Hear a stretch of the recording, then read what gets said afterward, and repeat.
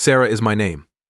I'm 32 years old, married to Jack, one of the greatest men you'll ever meet, and I live in a lovely home in the Chicago suburbs. He is the type of man that commands respect the moment he enters a room. Not by giving commands or bragging about his achievements, but simply by his presence, moral character, and hard-won achievement. He treats me like a queen and runs a prosperous company. The flame remains strong and alive even after 3 years of marriage. Our nights are warm and passionate, and his eyes still light up when he sees me. In addition to being financially secure, he is also thoughtful, emotionally mature, and treats me with dignity. Nevertheless, I made a serious error in spite of everything. Mike, the human equivalent of a wild storm, unpredictable, thrilling, and ultimately destructive, was my spouse prior to Jack. Mike never achieved success in the conventional sense. He held various jobs, frequently spent his evenings in bars and pool halls, and got into fights from time to time. His roguish smile could soften even the hardest hearts, and he exuded a boyish charm. Mike has been and continues to be a motorcycle rider. The bad guy persona wasn't merely a facade. He lived on the edge, constantly on the verge of catastrophe but always making it back. He was the guy who wore leather, rode a Harley, and fought in bars. I know what you're thinking: how did I fall for someone like Mike?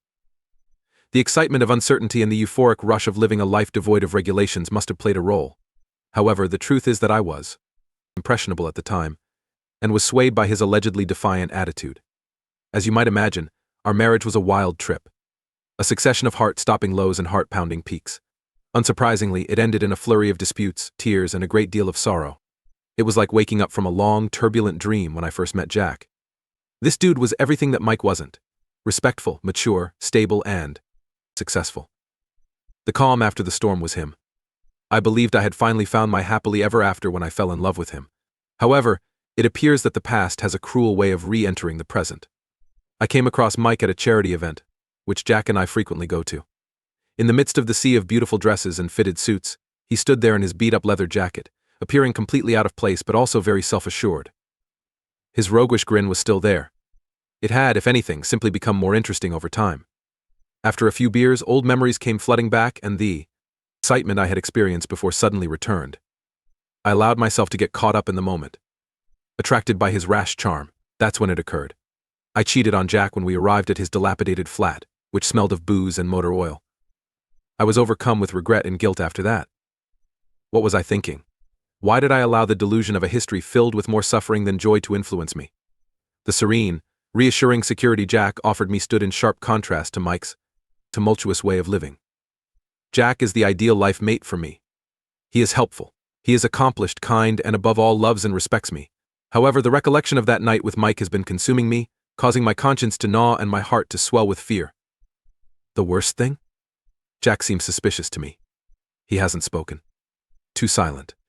Ever since I claimed to have lost track of time while shopping and returned home late that evening, I'm terrified by his deafening stillness. I can see that something has changed, but he's not the type of man to confront without proof. I'm at a loss on what to do. Should I break the trust we've developed over the years by telling Jack?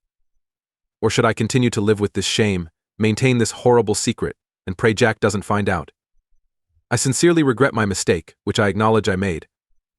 But I need your assistance since I'm afraid. Reddit, what should I do? If you were in my position, how would you respond? This is her initial update. I'm Sarah, returning with an update. A worsening of the situation has occurred. Jack is becoming increasingly suspicious. And he began asking me questions concerning the night I said I had gone shopping. His inquiries are sensible, logical, and the type of ones anyone would ask if they had any concerns about their partner's loyalty. However, they seem to me like a barrage of arrows, each one driving a little more into my heart, which is racked with remorse. He requested the purchasing receipts from me. I was taken aback by his question and immediately blurted out the first justification that occurred to me. I had thrown away the receipts after making my cash payment. It was a weak justification, and I could see by his doubtful look that he didn't believe it. I was aware that I was treading very carefully. Then he inquired about any additional evidence of my whereabouts that evening. My heart pounded. He seemed to be following the breadcrumbs of my deception, bringing him closer to the awful reality. On top of an already deteriorating facade, I muttered something about not having my phone with me while I went shopping. Then he revealed the shocking information. He requested my Google login information. He was interested in my map history. My heart fell. That fateful night, I had been navigating to Mike's rundown flat using Google Maps. In a panic, I chose to play the defensive in case Jack saw it. I started a minor quarrel by casting doubt on his motives and trustworthiness. Although it wasn't my proudest moment, I felt trapped in the vice-like grasp of fear and guilt. He was adamant in his request without being combative. In order to give myself some time, I purposefully gave him the incorrect password when I finally gave in. Since then, I have avoided Jack by immersing myself in work and running errands, doing everything to keep myself out of the house and away from another argument. I can't hide forever, though. I won't have any more excuses when he eventually asks for the correct password. Reddit, I'm fleeing afraid. I've messed everything up, and now I'm in a predicament where the truth could entirely upend my world. I'm afraid I'll lose Jack. Of losing the life we created together, the life I've always desired. The idea of a serious error upending my entire world makes me shudder. The fear of being discovered is suffocating, and the guilt is eating away at me. Reddit, I still need your assistance, your opinions, your guidance. What ought I to do? Shall I tell him now before he discovers it for himself? Should I remain silent and hope for the best instead? Is there a proper way out of this situation at all? This concludes her last post. It's Sarah, returning for the final time. With a sorrowful heart and an unsatisfactory ending. The inevitable came sooner than I thought it would. Jack learned everything through the unbiased, icy tracking of Google Maps rather than through conflict or confession. He was aware of my whereabouts for the 3 hours I was in Mike's flat that evening. He was aware. The morning I got up to prepare Jack breakfast before his regular journey to work, I learned the truth. But he had already left. There was only a note on the counter in the kitchen. He explained that he knew everything in a heartbreakingly dramatic way. The divorce papers were on their way, and he had seen his lawyer. It seemed like a vice was crushing my heart when I read the note. The room whirled around me and I was having trouble breathing. As if to reflect the disintegration of my universe, the letter fell from my trembling hands and fluttered to the ground. I collapsed to my knees, tears running down my cheeks as the truth of what I had done struck me like a freight train. Reddit, I tried everything. I gave him a call. Sent him letters and texts asking for an opportunity to confess, explain, and ask for his forgiveness. However, it was all for nothing. Jack was austere and uncompromising like a statue.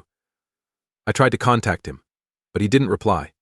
His deeds spoke louder than words, and he had always been a man of few words.